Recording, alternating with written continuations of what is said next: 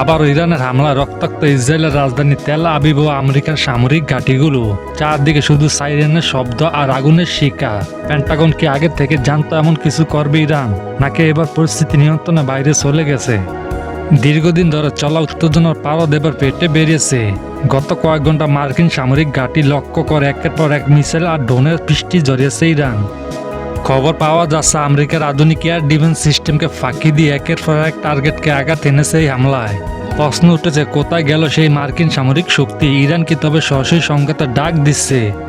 মার্কিন জেনারেলদের কপালে এখন চিন্তার বাস, তারা কি পাল্টা আঘাত থামবে, নাকি মধ্যপ্রাচ্য থেকে মার্কিন সেনা গুটিয়ে নেওয়ার সময় চলে এসেছে?